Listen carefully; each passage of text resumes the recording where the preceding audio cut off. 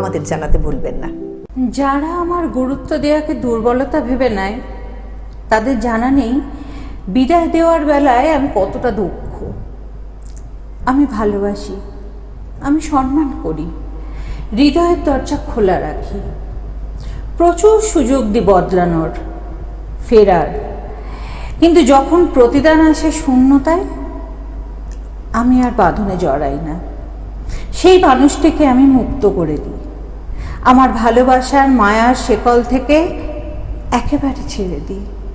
কারণ আমি জানি যে হৃদয়ে আমার মূল্য বোঝে না সে আমার পথে থাকার যোগ্যও নয়।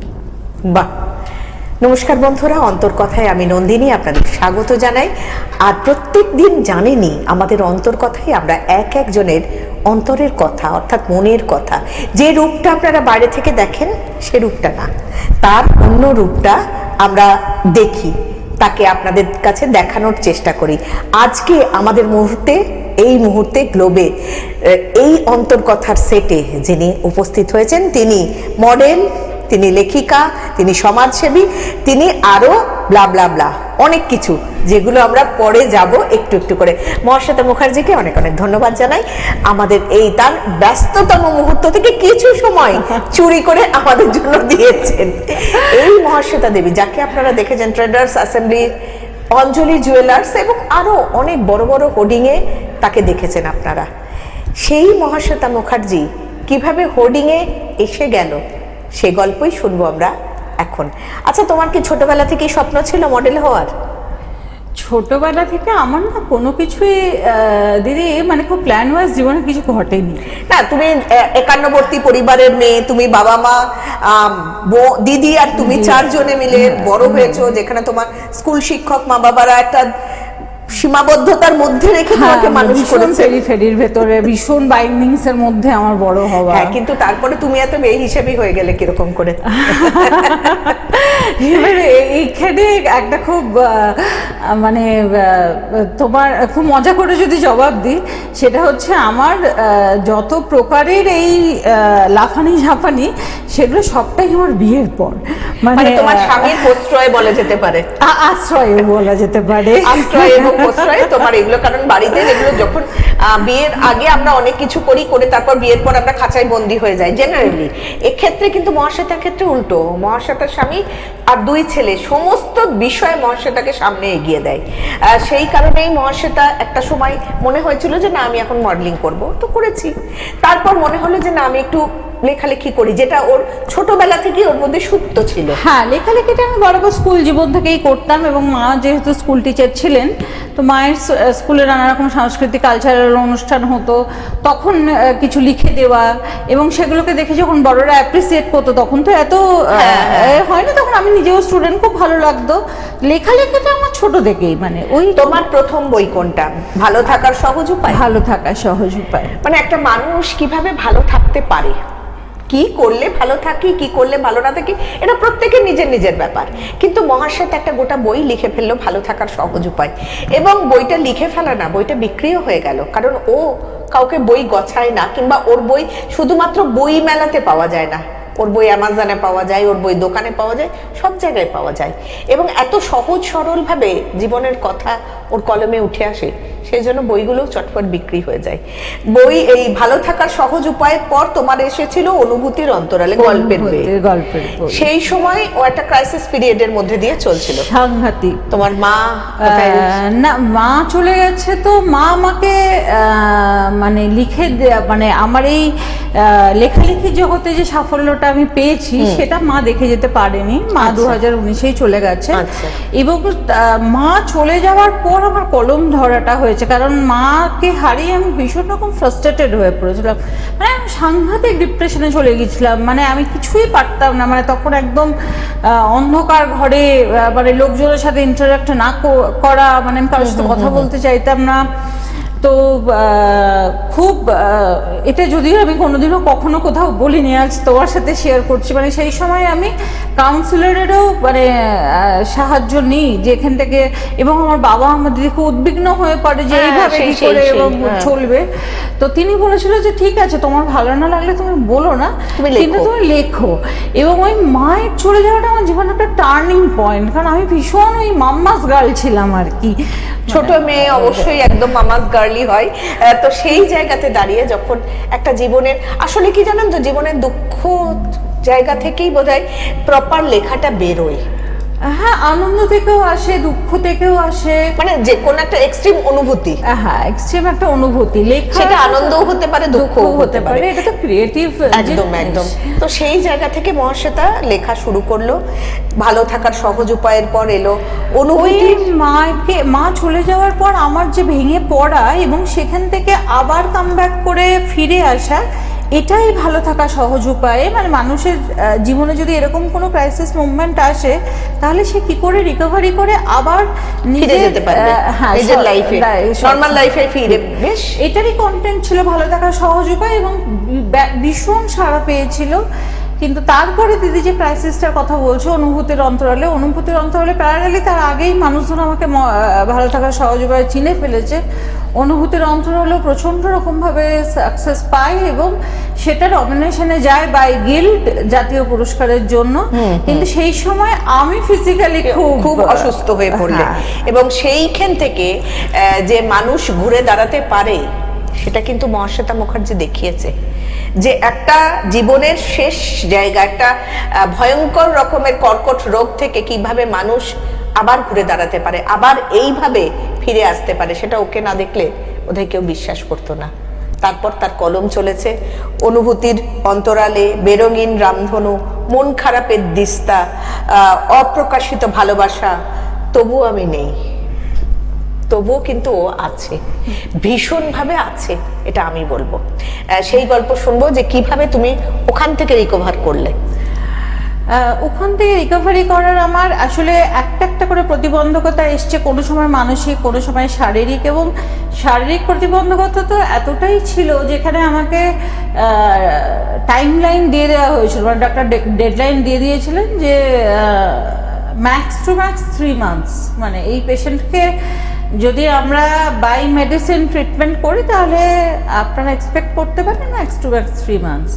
তো যেহেতু সেই সময় আমার বয়সটা একটু কম ছিল এবং আমার খুব পরিচিত সার্কেলের, এটাও একটা জিনিস যে আমার খুব পরিচিত সার্কেলের লোকজনেরা আমার ট্রিটমেন্টটা করে। মানে আমার বান্ধবীর হাজব্যান্ড, মানে দেবরূপার হাজব্যান্ড শান্তনু পাজা, আমার অ্যাপোলো ক্লিনিক্সে আমার অপারেশন হয়। তো সে ভীষণ রকমভাবে মানসিক সাপোর্ট দেন। উনি অঙ্কোলজিস্ট, টিএনটি, উনি অপারেশনটা যদিও করেননি, করেছিলেন সৈকত গুপ্ত। তো তারপর আমার এক ভীষণ, এবং এরা সমস্ত মানে আমার পাঠকের জগৎ থেকে উঠে আসা দাদার মতো, পরিমল মালাকার অনেক দিন ধরে আমার দাদাও ওয়ার্ল্ড ফেমাস অঙ্কোলজিস্ট। তো হঠাৎ উনি একদিন আমাকে টেক্সট করেন যে উনি আমাকে রাইটার ম্যাডাম বলে ডাকে, যে কি ব্যাপার রাইটার ম্যাডাম, অনেকদিন আপনার কোনো লেখাজোখা পাচ্ছি না কেন। তো দাদাকে বলি যে দাদা শরীরটা ভালো নেই, কি হয়েছে। ওনার সাথে নর্মালি কনভারসেশনে জানাই যে এরকম সিচুয়েশনে, আর এটা তো ক্রিয়েটিভ জিনিস, আমি এখন ঠিক লেখার মতো মানসিক অবস্থায় নেই। এবং সেই মুহূর্তে উনি তো ওনার দাদা কমল মালাকার, এবং কমল মালাকারকে সবাই চেনেন, মানে he is world famous oncologist, not only West Bengal, not only India, মানে উনি, ওনাকে তো ধরাছোঁয়ার বাইরে। তো উনি ওনার দাদার সাথে কন্ট্যাক্ট করে এবং ফরচুনেটলি ওনার দাদা ঠিক তার পরের মাথায় ইন্ডিয়াতে আসে, এবং আমার জন্য সে ইন্ডিয়াতে আসে। উনি ওনার কনভোকেশন, ওনার আদার্স অনেক কাজকর্ম নিয়ে ডাক্তারদের, কিন্তু মানে ওনার ভাইয়ের রিকোয়েস্টে আমাকে দেখার জন্যই একমাত্র কলকাতায় দুদিনের জন্য সেই সময় উনি আসেন। তো আমাকে দেখেন এবং বলেন যে একদম 2 মাস 3 মাস এসব কোনো কথাই নয়, আনন্দে বাঁচো, আমি আছি। ঠিক ঠিক ঠিক, এই আমি আছি কথাটা দিদি কতটা যে মানুষকে পজিটিভ দিকে পজিটিভ ভাইবস দেয়, এটা খুব একদম একদম। আর মহাশ্বেতাকে তো আপনি দেখছেনই, আমি জিজ্ঞাসা করব মডেল হিসেবে প্রথম কি কাজ করেছো? মডেল হিসেবে আমার প্রথম কাজ ছিল একটা নন্দিনী ম্যাগাজিনের। ওরা তখন মানে ম্যাগাজিনটা সবে নতুন নতুন লঞ্চ করেছে, তো খুব বেশি টাকা পয়সা দিয়ে মডেল হায়ার করবার মতো ইনফ্রাস্ট্রাকচার ওদের ছিল না। তো ও আমাকে রিকোয়েস্ট করে সেই সময়, এবং যে দিদি এরকম আমরা পুজো শ্যুট মানে পুজো সংখ্যার যে শ্যুটে আমাদের একটা পত্রিকা বেরোবে, তো কভার ফেসটা যদি তুমি করো, খুব মানে বেশি কিছু তো তোমাকে দিতে পারবো না, কিন্তু আমার অনেক দিনের ইচ্ছে তোমার সাথে কাজ করার, তো তোমার যদি সুযোগ হয়। তো আমি না কোনো কিছুতে কোনোদিনই কাউকে না বলতে পারি না, মানে আমার পক্ষে যতদূর যাকে যেভাবে করা সম্ভব হয় আমি সেটুকু করে দিই, মানে এখনো অতি চেষ্টা করি সেটা করার। তো সেই সময় বললাম যে ঠিক আছে করো, কিন্তু ঘটনাটা হচ্ছে আমি কিন্তু মানে সেইভাবে এখনো প্রফেশনালি কাজ শুরু করিনি। তো তুমি মানে যে মডেল শ্যুট করতে গেলে যে জিনিসগুলোর মধ্যে দিয়ে যেতে হয় আমাদের, পরে আমি যে আস্তে আস্তে উত্তরোত্তর যখন কাজ বৃদ্ধি পেয়েছে দেখেছি, বড় বড় প্রোডাকশন হাউসে কাজ করতে গিয়ে দেখেছি আমাদের কস্টিউম ডিজাইনার আলাদা হয়, কস্টিউম আগে থেকে পাঠানো হয়, জুয়েলারির সেটআপ থাকে আলাদা। তো তখন তুমি তোমার নিজের সব সেটআপ নিয়ে কাজটা করেছিলে? তখন আমি আমার সমস্ত। আর এই যে অঞ্জলিতে যখন কাজ করেছিলে সেখানের অভিজ্ঞতা কেমন? অঞ্জলির অভিজ্ঞতা ভীষণ ভালো। অঞ্জলিতে আমি গয়না কিনতে গিয়ে মডেল হিসেবে সিলেক্টেড হই। আর ট্রেডার্স অ্যাসেম্বলিতেও কি শাড়ি কিনতে গিয়ে? ট্রেডার্স অ্যাসেম্বলিতে শাড়ি কিনতে গিয়ে না, ওটা অঞ্জলির পরে ওরা আমাকে যোগাযোগ করে, এবং গড়িয়াহাটের একদম মোড়ে, সেটাও পুজো ছুটি ছিল। তো এগুলোর অনেক নিয়ম কানুন থাকে, যে হোর্ডিং গুলো 1.5 মাস থাকবে, 1 মাস থাকবে, ওইরকম আমাদের কর্পোরেশন থেকে পারমিশন নিয়ে ওগুলোকে লাগানো হয়, তারপরে আবার সেগুলোকে খুলেও ফেলা হয়। তো এরকমটা নয় যে এটা সারা বছর ধরে চলবে। একদম একদম, কারণ যে কোনো হোর্ডিং এ আমরা বেশি দিন রাস্তা আটকে রাখতে পারি না, রাস্তার মুখ ঢাকো, সেরকম আর কি। এটা শঙ্খ বসুর একটি কবিতা ছিল যে মুখ ঢেকে যায় বিজ্ঞাপনে। তো সেই বিজ্ঞাপনের মুখ হিসেবে পরিচিত হলো, তারপরে সে পরিচিত হলো লেখিকা হিসেবে, তার পরবর্তীকালে তাকে আমরা দেখছি সমাজ সেবিকা হিসেবে, আরো ক্রমশ প্রকাশ্য আরো কিছু হবে। শেষ পর্যন্ত আমরা মহাশ্বেতা মুখার্জিকে যে কি রূপে দেখবো আগামী বছর সেটা আমরা কেউই জানি না। ততদিন না হয় সাসপেন্সই থাক, আগামীটা আগামীই বলবে। হ্যাঁ, আগামীটা আগামী বলবে। কিন্তু এই যে সমাজ সেবা, এই সমাজ সেবা যেখানে দেখছি কোথায় এই সুন্দরবন অঞ্চলের কোন জায়গাতে, যেখানে মনমথনগর, যেখানে কেউ পৌঁছয় না, সেখানেও ত্রাণ নিয়ে পৌঁছে গেছে। তাদের ডিমান্ড ছিল চাল, ডাল, খাবার, আলু, যেগুলো মিনিমাম দরকার জীবন ধারণ করতে গিয়ে, সেই সব বয়ে বয়ে নিয়ে গিয়ে মহাশ্বেতা মুখার্জি তাদের কাছে পৌঁছে যাচ্ছে। করোনাকালে তো প্রচুর জায়গায় মহাশ্বেতা মুখার্জি কাজ করেছে, বিভিন্ন মানুষের সাথে, বিভিন্ন ওপর লেভেলের লোকজনের সাথেও কাজ করেছে ত্রাণ দিতে গিয়ে। তো সেই সবটা মানুষকে ভালোবেসেই তো, একেবারেই মানুষকে ভালোবেসে। সেই সময়টা মানুষকে ভালোবাসা ছাড়া আর কোনো বিকল্প রাস্তা ছিল না দিদি। এই তুমি যে সময় বলছো করোনা সিচুয়েশন, কোভিড সিচুয়েশন, এবং সেই সময় আমাদের ওপর যেন সেই বলে না যে আমরা অক্টোপাসের মতো জড়িয়ে পড়েছি। তুমি যদি একটু পেছন দিকে হাঁটো, চিন্তা করতে পারবে যে আমফান, যশ, পরপর প্রাকৃতিক দুর্যোগ চলছে, কোভিড সিচুয়েশন, মানে মানুষ তখন একদম মানে মানুষের তখন মানে বাঁধ ভাঙা অবস্থা, মানে যারা খারাপ আছে তারা যে কি পরিমাণে খারাপ আছে এটা হয়তো আমরা ওই মাটির মধ্যে মিশে না গেলে জানতে পারতাম না। একদমই তাই, সেইখানে মিশে গিয়ে এসে মানুষের পাশে দাঁড়িয়ে তাদের জন্য লড়াইতেও কিন্তু রয়েছে মহাশ্বেতা মুখার্জি। আসলে একটা লড়াইয়ের নাম মহাশ্বেতা মুখার্জি, একটা ভালোবাসার নাম মহাশ্বেতা। ভালোবাসার কথা বললেই মনে পড়ে যায় মহাশ্বেতার জীবনে ভালোবাসা কিভাবে এসেছিল। ভালোবাসা কিভাবে এসেছিল, মানে ভালোবাসা কিভাবে এসেছিল নাকি আমি কোশ্চেনটা টুইস্টটা ভেঙেই দিলাম, তুমি একটা টুইস্ট রেখে কোশ্চেন করলে। তো নাকি আমি মানে আমার জীবনে পরিণয় কি পরিণতি, মানে পরিণয় যেটা মানে তুমি ভালোবাসার পরিণতি কি পরিণয় ছিল? না না, আমার একদমই, আমি প্রথমেই সেটা বলে নি আর কি, যে আমার একদম টিপিক্যাল অ্যারেঞ্জ ম্যারেজ। একদম পেপারে দেখে, এবং ইন্দ্রনীল এর আগেও আমি বিভিন্ন জায়গায় বলেছি যে ইন্দ্রনীল খুব রিনাউন্ড ফ্যামিলির ছেলে। আমার গ্র্যাজুয়েশনের এই যে বললাম না, আমি একদম প্রথম দিকেই বললাম যে আমার সব কিছুই বিয়ের পর বরের আশ্রয়, বরের প্রশ্রয়, মানে ওই গ্র্যাজুয়েশনের রেজাল্ট আউটও হয়নি তার আগেই আমার বিয়ে হয়ে যায় আর কি। আচ্ছা আচ্ছা। তো তারপরে তো জীবন চলছে। তো এইটা গেল পরিণয়ের কথা। আর ভালোবাসা যদি তুমি বলো, সেটা তো অনেক কিছুই ভালোবেসেছো। অনেক কিছুই ভালোবেসেছি। আমি রবীন্দ্রনাথকে ভালোবেসেছি, আমি কাদম্বরীকে ভালোবেসেছি, আমি আমার নিজের কাজকে ভালোবেসেছি, আমি নন্দিনী বলতে যাচ্ছিলাম, এটা যে আমাকেও ভালোবেসেছো। সব থেকে এই যে কাজ এত কিছু করো, লেখিকা, মডেল, সমাজসেবা, পুজোর সময় পুজো পরিক্রমায় জাজমেন্ট করতে দেখি, এর মধ্যে কোন কাজটা সব থেকে ভালো লাগে করতে? একটা রাজনৈতিক ব্যক্তিত্বের সাথেও তুমি কিছুটা জুড়ে রয়েছো, এই সবগুলোর মধ্যে কোন কাজটা তোমার সব থেকে পছন্দের? এটা খুব কন্ট্রাক্টরি কোশ্চেন। আমি যদি বলে দিই তোমার 5টা সন্তানের মধ্যে কাকে তুমি বেশি ভালোবাসো, তুমি বলতে পারবে?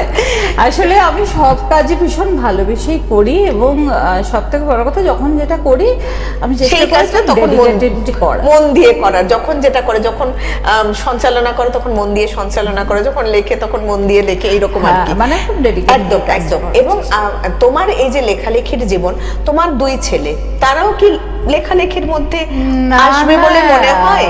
একদমই নয়।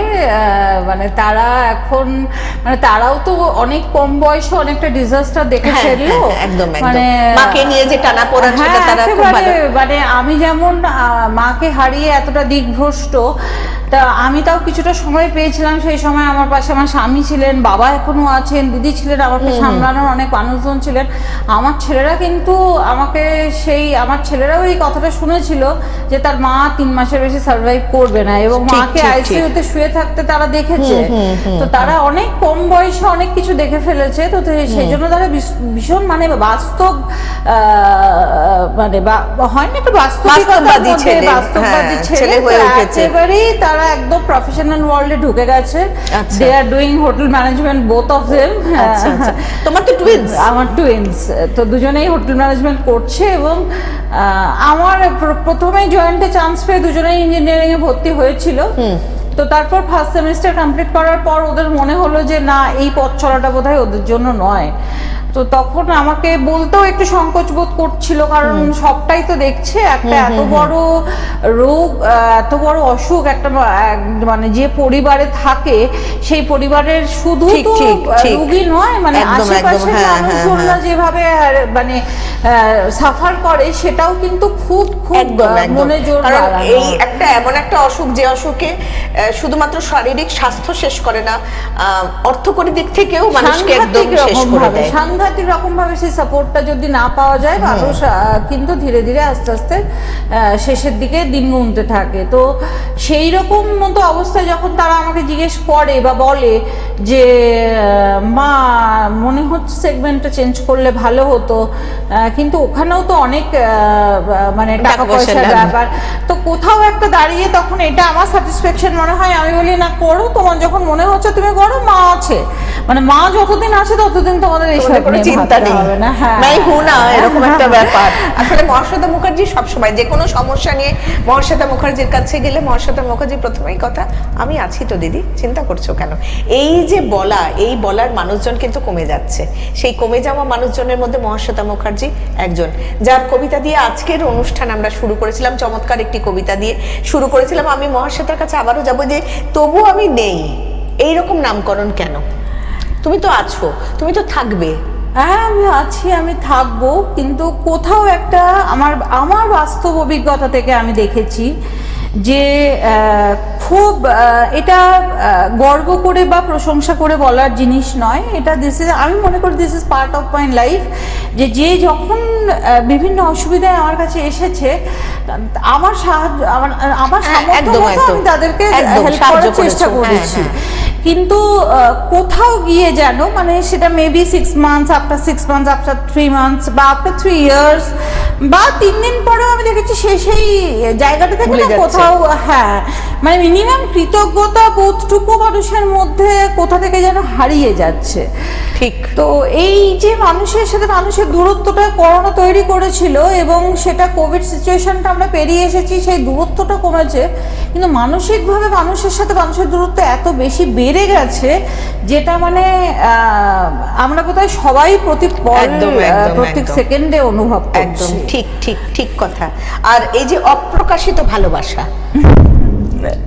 যে যে ভালোবাসাগুলো মহাশ্বেতার অপ্রকাশিত আছে, সেগুলো যদি একটু একটু আমাদের জানানো যায়। এখানে একটা খুব ভালো আছে, সেটা হচ্ছে যে আমার এই বইটা যেদিন লঞ্চ হয় সেদিন কিন্তু এই নন্দিনী দিই আমার পাশে দাঁড়িয়ে থেকে, এবং সেটাও আপনারা সবাই দেখেছেন যে নন্দিনীর সুদক্ষ পরিচালনার হাতে একদম এত ভিআইপি মানুষজন সেদিন উপস্থিত হয়েছিল, সেদিন সামলানোটা খুব সত্যিই কঠিন হয়ে পড়েছিল।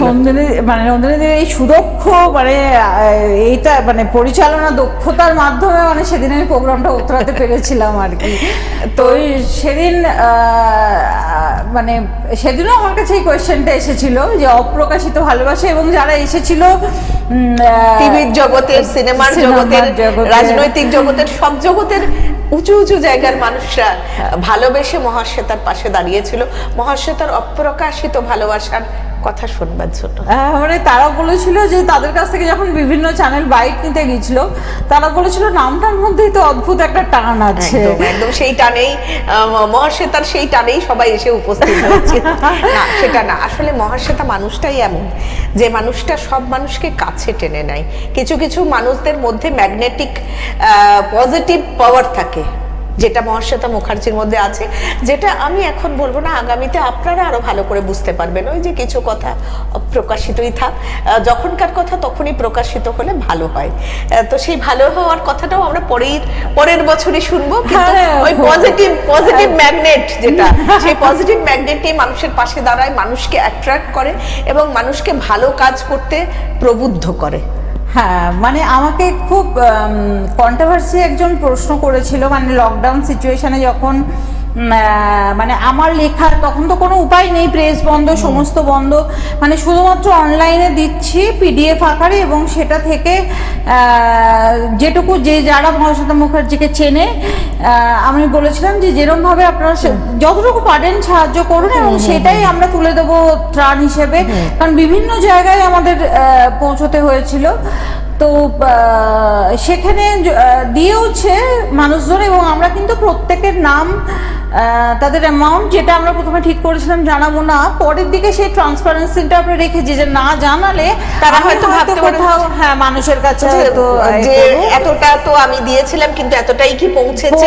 তো আমরা মানুষরা জানেন তো ভীষণ সংকীর্ণ মনের, আমাদের মনের মধ্যে কোথাও একটা পোকা মাথার মধ্যে কুটকুট করে কামড়ায়, যে ভালো কাজ করলেও আমরা কিন্তু সমালোচিত হই কখনো কখনো, যে মানুষটা আমাদের টাকা নিয়ে গিয়ে অন্য একজন মানুষের কাছে আমি পৌঁছাতে পারছি না, পৌঁছে দিচ্ছে, সে মিডিয়ামটাকেও আমরা তখন অনেক সময় খারাপ সময় থাকলে খারাপ ভাবে সেই কারণে আমরা প্রত্যেক জনের অ্যামাউন্ট, প্রত্যেকের নাম, এবং সঙ্গে আমরা যে জিনিসপত্রগুলো দিয়েছি তার খরচ, তার দাম পুরোটা একদম পাবলিক করে ট্রান্সপারেন্ট করে। আমরা কিছু কবিতা শুনতে পারি?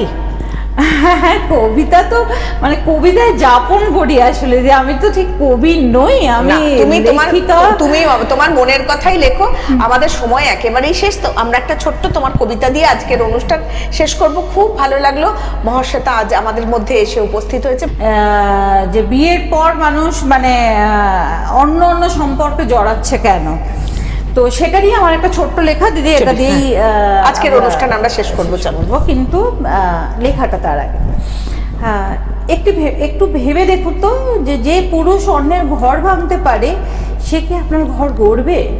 যে আজ গোপনে কথা বলে, সে কাল আপনাকেই আড়াল করবে না তো? মানে আজ আপনি তার কাছে উত্তেজনা, কাল আপনি তার ভুলে যাওয়ার গল্প। এই সত্যিটাকে কি সহ্য করতে পারবেন? মানে এটা সহ্য করা সম্ভব আপনার পক্ষে? এবার আসুন দেখি যে এই যে মানে বিভিন্ন এই মানে না বলা সম্পর্কগুলোর মধ্যে আমরা ঢুকে পড়ি, সেগুলো থেকে আমরা কী করে বেরিয়ে আসবো। নিজের আত্মসম্মানটাকে আগে ভালোবাসুন, আত্মমর্যাদাটাকে আগে ভালোবাসুন, আপনার সম্পর্কে ঠান্ডা মনে হলে কথা বলুন, বোঝার চেষ্টা করুন এবং যোগাযোগ থেকে সেই সমাধানটা বেরিয়ে আসবে। অন্য কারোর বাহুতে আশ্রয় খোঁজার আগে আগে নিজের মনের ভেতর শক্তিটা খুঁজে নিন। আর মনে রাখবেন, নিষিদ্ধ প্রেম কিন্তু কোনোদিন শান্তি দেয় না, শুধু ভেতরটাকে জ্বালিয়ে দেয় নিঃশব্দে। তো কারাগার থেকে মানুষ একদিন বেরিয়ে আসে, কিন্তু এই মিথ্যে প্রেমের ফাঁদ, সেটাই কিন্তু আসল অন্ধকার, যেখান থেকে বেরোনোটা সবচেয়ে কঠিন। তাহলে প্রশ্ন হলো, বিবাহিত নারীর সাথে প্রেম মানে কি প্রতারণা, নাকি কখনো কখনো সত্যি অনুভূতিও থাকতে পারে? তো এইবারে এই জায়গাটা আমি ছেড়ে দিলাম আপনাদের হাতেই। একদমই তাই, আপনারা বিবেচনা করে দেখবেন কি করবেন। মহাশ্বেতা একটা প্রশ্ন আপনাদের দিকে ছুড়ে দিয়েছে, আমরা আজকের অনুষ্ঠান এখানেই শেষ করব মহাশ্বেতার এই প্রশ্নটাকে নিয়ে। আপনারা সকলে ভালো থাকবেন, আর প্রশ্নটার উত্তর জানা থাকলে মহাশ্বেতার সাথে যোগাযোগ করবেন। নমস্কার, ভালো থাকবেন। সামনেই নতুন বছর, নতুন বছরে সকলের ভালো হোক। নমস্কার। নমস্কার বন্ধুরা, গ্লোব টিভি মানেই তো নতুন কিছু, আর নতুন বছরে নতুন কিছু শুরু হচ্ছে গ্লোব টিভিতে। রবিবারের দুপুর, যে দুপুরে আপনারা সকলে রিল্যাক্স হতে চান, আর শুনুন আমাদের নতুন শো চেনা মানুষের অজানা কথা, অন্তর কথা নিয়ে। আমি নন্দিনী আসছি প্রতি রবিবার দুপুর 1:10 গ্লোব টিভিতে। চোখ রাখুন, আর আপনাদের মূল্য